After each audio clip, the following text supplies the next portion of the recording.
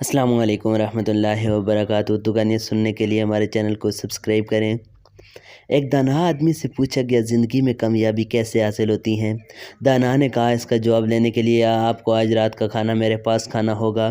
سب دوست رات کو جمع ہو گئے۔ اس نے سوپ کا ایک بڑا برتن سب کے سامنے لا کر رکھ دیا، مگر سوپ پینے کے لیے سب کو ایک ایک میٹر لمبا چمچ دے دیا اور سب کو کہا کہ آپ سب اپنے اپنے لمبے چمچے سے سوپ پینا ہے۔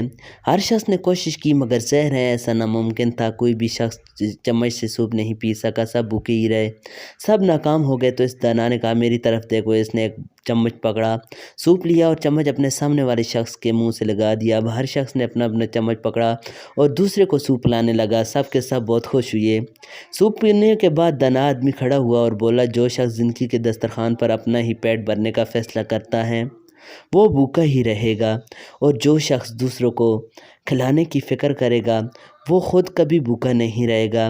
دینے والا ہمیشہ فائدہ میں رہتا ہے، لینے والے سے۔ ہم سب کی کامیابی کا راستہ دوسروں کی کامیابی سے ہو کر گزرتا ہے۔